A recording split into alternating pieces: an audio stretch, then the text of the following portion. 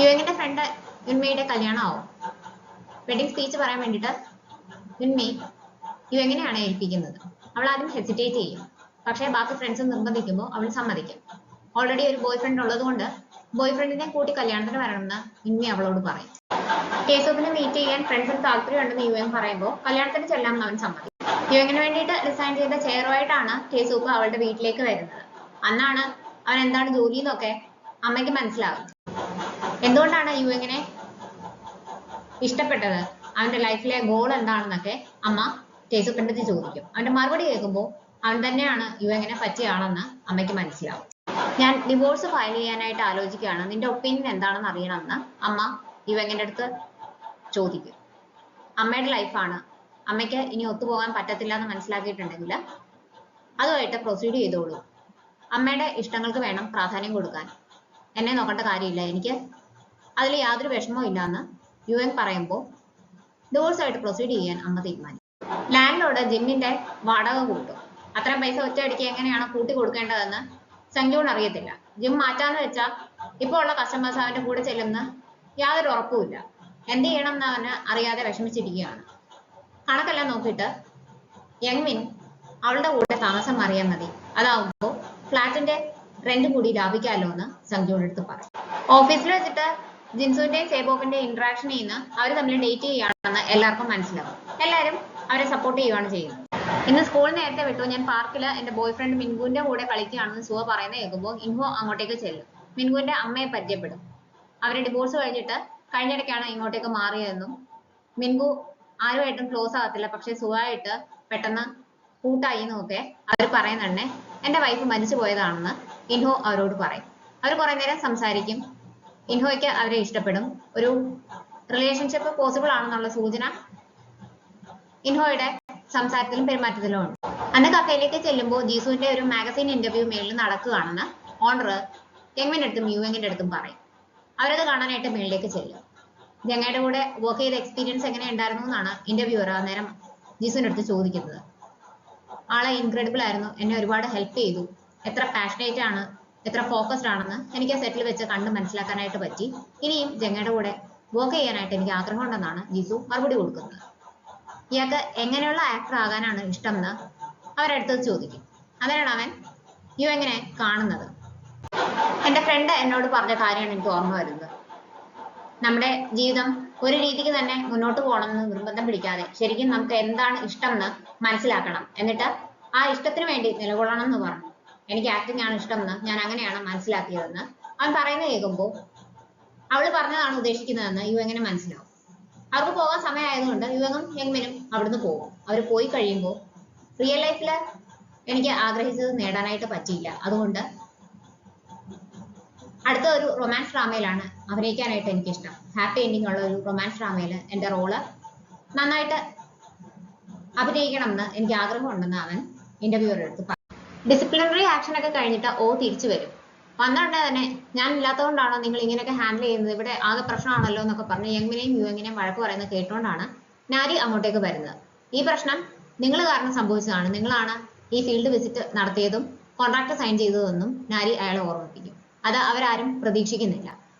ടീംമേറ്റ്സിനെ support ചെയ്യുന്ന രീതിക്കാണ് നാരി ഇപ്പോൾ സംസാരിക്കുന്നത്. നേരത്തെ ആണെങ്കിൽ ഓയെ പ്രീതിപ്പെടുത്തുന്ന രീതിയിലാണ് ഓരോന്ന് പറയുകയും ചെയ്യുകയും ചെയ്തുകൊണ്ടിരുന്നത്. നാരി ഒരുപാട് മാറിയിട്ടുണ്ട്. കേസോപ്പ് ഒരു ക്ലയന്റിനെ കാണാൻ പോകും. അയാൾ കസ്റ്റമൈസ് ചെയ്ത റിങ്സ് ഒക്കെ ചെയ്ത് കൊടുക്കാറുണ്ട്. എനിക്കും രണ്ടെണ്ണം വേണമെന്ന് പറയുമ്പോൾ ഗേൾഫ്രണ്ടിന്റെ റിങ്ങിന്റെ സൈസ് കൊണ്ടുവന്ന് തരുവാണെങ്കിൽ ഞാൻ ചെയ്തു തരാം, ഇവിടെ റിനോവേഷൻ സ്റ്റാർട്ട് ചെയ്യുവാണെങ്കിൽ പിന്നീട് എനിക്ക് ചെയ്യാനായിട്ട് പറ്റില്ല, അതുകൊണ്ട് എത്രയും പെട്ടെന്ന് കൊണ്ടു തരണം എന്ന് പറയും. ഹോട്ടൽ മാനേജർ യുവങ്ങിനെ വിളിക്കും.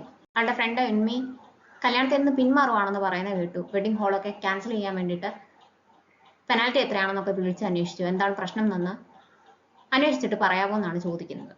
ഉന്മി വെഡിങ് ഡ്രസ് ഒക്കെ ട്രൈ ചെയ്യാനായിട്ട് ബുട്ടീക്കിലേക്ക് പോയേക്കുമായിരുന്നു. യുവങ്ങും അങ്ങോട്ടേക്ക് ചെല്ലും. അവൾക്ക് നല്ല ടെൻഷൻ ഉണ്ടെന്ന് യുവങ്ങിനും മനസ്സിലാവും. ഇത് എല്ലാവർക്കും സംഭവിക്കുന്ന കാര്യം തന്നെയാണ്, അതുകൊണ്ടാണ് ഇങ്ങനെയൊക്കെ തോന്നുന്നത്, നീ അതൊന്നും ഓർത്ത് വിഷമിക്കേണ്ട, ആവശ്യമില്ലാത്ത ചിന്തകളൊക്കെ മനസ്സിൽ നിന്ന് കളയാനൊക്കെ പറഞ്ഞ് യുവങ് അവളെ ആശ്വസിപ്പിക്കും. അമ്മയച്ഛനും ഡിവോഴ്സ് ഫയൽ ചെയ്യും. ഇനി ഒരു പ്രാവശ്യം കൂടി ചെന്നാൽ മതി, അത് കഴിയുമ്പോൾ എല്ലാ ഫോർമാലിറ്റീസും തീരുന്ന യുവങ് തിരിച്ച് വീട്ടിൽ വരുമ്പോൾ ഹാപ്പി ആയിട്ടാണ് അമ്മ അവളോട് പറയുന്നത്.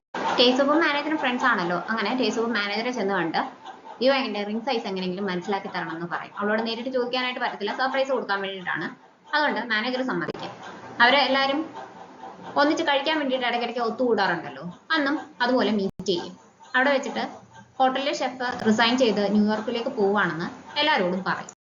എനിക്ക് എൻ്റെ വൈഫിന് ഒരു ഗിഫ്റ്റ് കൊടുക്കാൻ വേണ്ടിയിട്ടാണ്, ഒരു റിംഗ് ആണ് ഗിഫ്റ്റ് കൊടുക്കാൻ ഉദ്ദേശിക്കുന്നത്. ഏകദേശം യുഎങ്ങിന്റെ കൈയുടെ എത്ര ഉണ്ടാവും, റിങ്ങിന്റെ സൈസ് എത്രയാണെന്ന് മാനേജർ അവളോട് ചോദിക്കും. പക്ഷെ യുഎങ്ങിനും അറിയത്തില്ല. പിന്നെ എന്ത് ചെയ്യുന്ന ആലോചിച്ചിട്ട് ഹോട്ടൽ മാനേജർ സോജു ബോട്ടിലിന്റെ ക്യാപ്പ് വെച്ചിട്ട് എല്ലാവർക്കും റിംഗ് പോലെ ചെയ്തു കൊടുക്കും. പലർക്കും അതിലെ റിംഗ് സൈസ് അറിയത്തില്ല എന്ന് പറഞ്ഞതിനാണ് അത് ചെയ്യുന്നത് എന്നുള്ള വ്യാജേനയാണ് ചെയ്യുന്നത്. അങ്ങനെ ടീസൂപ്പിന് യുഎങ്ങിന്റെ റിംഗ് സൈസ് കിട്ടും. അങ്ങനെ കോർട്ടിൽ നിന്ന് ഫൈനലായിട്ട് ഡിവോഴ്സ് അനുവദിക്കും യുഎങ്ങിന്റെ അമ്മയ്ക്കും അച്ഛനും. അന്ന് പാഴ്സൽ വാങ്ങാൻ വേണ്ടിയിട്ട് യുഎങ്ങിന്റെ അമ്മ വരുന്നത് ടീസൂപ്പിന്റെ അമ്മയുടെ കടയിലേക്കാണ്. ആദ്യമായിട്ടാണ് അവരങ്ങോട്ടേക്ക് ചെല്ലുന്നതെന്ന് ടീസൂപ്പിന്റെ അമ്മയ്ക്ക് മനസ്സിലാവും. അതുകൊണ്ട് തന്നെ ആദ്യമായിട്ട് ചെന്ന കസ്റ്റമറിന്റെ അടുത്ത് അവർ ചെന്ന് നിന്ന് സംസാരിക്കും. എന്റെ മോൾ ഇവിടെ സ്ഥിരമായിട്ട് വരാറുണ്ടെന്ന് പറയുമ്പോൾ അടുത്ത പ്രാവശ്യം വരുന്നുണ്ടെ മോളെയും കൂട്ടി വരണമെന്ന് ടീസൂപ്പിന്റെ അമ്മ യുഎങ്ങിന്റെ അമ്മയടുത്ത് പറയും. യുഎങ്ങിന്റെ അമ്മ നോക്കുമ്പോൾ അവിടെ നിങ്ങൾ ഓരോരുത്തരും ആർക്കെങ്കിലും ഒക്കെ പ്രഷ്യസ് ആയിരിക്കും എന്ന് ഒരു ബാനർ എഴുതി വെച്ചേക്കുന്നത് കാണും. യുഎങ്ങിന്റെ അമ്മ അത് വായിക്കുന്നത് കാണുമ്പോൾ എന്റെ മോനാണ് ഇതിവിടെ എഴുതി വെച്ചതെന്ന് ടീസൂപ്പിന്റെ അമ്മ പറയും. ഇയാളുടെ മോൻ നല്ല തോട്ട്ഫുൾ ആണ്, നിങ്ങളെ ആരും ഡിസ്റെസ്പെക്ട് ചെയ്യാതിരിക്കാൻ വേണ്ടിയിട്ടാണ് അങ്ങനെ എഴുതി വെച്ചേക്കുന്നതെന്ന് യുഎങ്ങിന്റെ അമ്മ പറയുന്നത് കേൾക്കുമ്പോൾ ടീസൂപ്പിന്റെ അമ്മയ്ക്ക് ഇഷ്ടപ്പെടും. അവർ കുറെ നേരം ഇന്ന് സംസാരിക്കുകയൊക്കെ ചെയ്യും. ഫ്രീ ആയിട്ട് സോഡയൊക്കെ കുടിക്കാനായിട്ട് കൊടുക്കും ടീസൂപ്പിന്റെ അമ്മ. കവർ കാണുമ്പോൾ അത് ടീസൂപ്പിന്റെ അമ്മയുടെ കടയിലെ ആണെന്ന് യുഎങ്ങിന് മനസ്സിലാവും. അവിടുത്തെ ഓണർ ലേഡി നല്ല കൈൻഡ് ആയിരുന്നു, എനിക്ക് ഫ്രീ ആയിട്ട് സോഡയൊക്കെ തന്നു, അവര് നന്നായിട്ട് എന്നോട് സംസാരിച്ചു, എനിക്ക് അവരെ ഇഷ്ടപ്പെട്ടു എന്നൊക്കെ അമ്മ പറഞ്ഞു കഴിയുന്നതുകൊണ്ടാണ് അത് ടീസൂപ്പിന്റെ അമ്മയാണെന്ന് നമ്മൾ പറയുന്നത്. അങ്ങനെയാണെങ്കിൽ അവർ ഫാമിലി മൊത്തം കൈൻഡ് ആണ്, നല്ല ആളുകളാണെന്ന് അമ്മയും പറയും. അമ്മയ്ക്ക് അവരെല്ലാം ഇഷ്ടപ്പെട്ടു എന്ന് അറിയുമ്പോൾ യുഎങ്ങിനും സന്തോഷമാണ്. അങ്ങനെ ഉണ്മയുടെ വെഡിങ് ഡേ ആവും. ഫ്രണ്ട്സ് എല്ലാവരും വന്നിട്ടുണ്ട്. ഫ്രണ്ട്സിനൊക്കെ ടീസൂപ്പിനെ യുഎങ് പരിചയപ്പെടുത്തി കൊടുക്കും. മുഹൂർത്തം ആകാറാവുമ്പോഴത്തേക്കിനും അവിടുന്ന് ഒരു ലേഡി വന്നിട്ട് യുഎങ്ങിന്റെ അടുത്ത് പറയും, പെൺകുട്ടി റൂമിൽ നിന്ന് പുറത്ത് വരാൻ തയ്യാറാകുന്നില്ല, എന്താണെന്ന് അറിയത്തില്ല, എത്ര വിളിച്ചിട്ടും കഥ തുറക്കുന്നില്ല എന്ന്. അങ്ങനെ അവൾ അങ്ങോട്ടേക്ക് ചെല്ലും. പിന്നെ ആകെ ടെൻഷനിലാണ്. ഞാൻ കുറെ നോക്കി, കല്യാണത്തിന് തൊട്ട് മുമ്പേ ക്യാൻസൽ ചെയ്യുകയാണെങ്കിൽ പിന്നീടുള്ള പ്രശ്നങ്ങളൊന്നും വരത്തില്ല, അതിന് കുറച്ച് പെനാൽറ്റി കൊടുക്കേണ്ടി വരുമെന്നേ ഉള്ളൂ, എനിക്ക് ഈ കല്യാണമായിട്ട് മുന്നോട്ട് പോകണ്ടെന്നൊക്കെയാണ് പറയുന്നത്. അവൾ വല്ലാതെ ടെൻഷനിലാണെന്ന് യുഎങ്ങിന് മനസ്സിലാവും. ഇത് എല്ലാവർക്കും തോന്നുന്ന കാര്യമാണ്, ഞാൻ നേരത്തെ പറഞ്ഞല്ലോ. എപ്പോഴെങ്കിലും നിനക്ക് നിന്റെ ബോയ് ഫ്രണ്ട് ആണ് ലൈഫ് ലോങ് നിന്റെ കൂടെ വേണ്ടുന്നതെന്ന് തോന്നിയിട്ടുണ്ടാവുമല്ലോ, അങ്ങനെയാണല്ലോ ഈ ഒരു ഡിസിഷൻ എടുക്കുന്നത്. ഇപ്പോഴത്തെ ഈ പ്രശ്നങ്ങളൊന്നും നീ കാര്യമാക്കണ്ടെന്നൊക്കെ അവർ സംസാരിച്ചുകൊണ്ടിരിക്കുമ്പോൾ യുൻമിയുടെ ഫിയാൻസി അങ്ങോട്ടേക്ക് വരും. സമയമായി എന്ന് പറഞ്ഞ് എല്ലാവരും ധൃതി വെപ്പിക്കുമ്പോൾ അത് സാരമില്ല, കുറച്ച് ലേറ്റ് ആയാലും കുഴപ്പമൊന്നുമില്ല എന്ന് പറയുന്ന അയാള്. അത് കേൾക്കുമ്പോൾ അവൾക്ക് ആശ്വാസമാവും. നിനക്ക് പോകാൻ ടെൻഷൻ ഉണ്ടെന്നുണ്ടെങ്കിൽ പോണമെന്നില്ല, നമുക്ക് ഇതുമായിട്ട് ഇന്ന് തന്നെ മുന്നോട്ട് പോകണമെന്ന് നിർബന്ധമൊന്നും ഇല്ല എന്നൊക്കെ പറഞ്ഞിട്ട് അയാൾ ആശ്വസിപ്പിക്കുമ്പോൾ എന്ത് കാര്യത്തിനും അയാൾ കൂടെ ഉണ്ടാവുമെന്ന് എനിക്ക് മനസ്സിലാവും. അങ്ങനെയാണ് ടെൻഷനൊക്കെ മാറ്റി വെച്ചിട്ട് വെഡിങ് ഹോളിലേക്ക് രണ്ടുപേരും ചെല്ലുന്നത്. കൺഗ്രാറ്റുലേറ്ററി സ്പീച്ച് പറയുന്ന യുഎങ് ആണ്. ലൈഫിൽ എന്ത് വലിയ ഡിസിഷൻ എടുക്കുന്നതിന് മുമ്പും നമ്മൾ ഒരുപാട് ആലോചിക്കും, നമ്മൾ ഒരുപാട് ഹെസിറ്റേറ്റ് ചെയ്യും. കാരണം മുന്നോട്ടുള്ള യാത്രയിൽ നമ്മുടെ ആ ഡിസിഷൻ നമ്മുടെ ലൈഫിനെ എത്രമാത്രം ബാധിക്കും എന്നുള്ള പേടി കൊണ്ടാണ് എല്ലാം നന്നായിട്ട് വരും എന്നുള്ളൊരു പോസിറ്റീവ് ഫീലിങ്ങോട് കൂടിയായിരിക്കും നമ്മൾ ഓരോ ഡിസിഷനും എടുക്കുന്നത്. പക്ഷെ ജീവിതം എപ്പോഴും അൺസർട്ടനിറ്റീസ് നിറഞ്ഞതാണ്. എന്താണ് സംഭവിക്കുക എന്ന് നമുക്ക് അറിയത്തില്ല. ലൈഫ് മുന്നോട്ട് പോകുമ്പോൾ എപ്പോഴും സ്മൂത്ത് ആയിട്ടൊന്നും പോകത്തില്ല. പല പല വിഷമങ്ങളൊക്കെ നമുക്ക് ഫേസ് ചെയ്യേണ്ടി വരും. അതെല്ലാം തരണം ചെയ്ത് മുന്നോട്ട് പോകാൻ വേണ്ടിയിട്ടാണ് ലൈഫ് നമുക്ക് ഒരു അവസരം തരുന്നത്. അതൊരു യാത്ര പോലെയാണ്. നിങ്ങളുടെ ലൈഫ് നന്നായിട്ട് പോട്ടെ എന്നൊക്കെ പറഞ്ഞിട്ടാണ് അവള് സ്പീച്ച് കൺക്ലൂഡ് ചെയ്യുന്നത്. അവളുടെ സ്പീച്ച് എല്ലാവർക്കും ഇഷ്ടപ്പെട്ടു. ജീസു നല്ലൊരു ഏജൻസി ആയിട്ട് കോൺട്രാക്ട് സൈൻ ചെയ്യും. അവന്റെ ഇന്റർവ്യൂ വായിക്കുമ്പോൾ തന്നെ പറ്റി നന്നായി പറഞ്ഞേക്കുന്നത് കാണുന്ന ഉടനെ ജംഗയ്ക്കും സന്തോഷവും. ഇപ്പം അവർ തമ്മിൽ നല്ലൊരു റിലേഷൻ ആണുള്ളത്. യുഎങ്ങിന് വേണ്ടിയിട്ട് പ്രത്യേകം പറഞ്ഞ് ജയിച്ച റിങ്ങുമായിട്ടാണ് ടീസൂപ്പ് കല്യാണത്തിന് വരുന്നത്. ചടങ്ങെല്ലാം കഴിഞ്ഞ് അവരിറങ്ങുമ്പോൾ അവൻ ആ റിംഗ് കൊടുത്ത യുഎങ്ങിനെ പ്രപ്പോസ് ചെയ്യും. യുഎങ് അത് അക്സെപ്റ്റ് ചെയ്യുന്നതും തിരിച്ച് പ്രപ്പോസ് ചെയ്യുന്നതും കാണിച്ചുകൊണ്ടാണ് ഡ്രാമ അവസാനിക്കുന്നത്.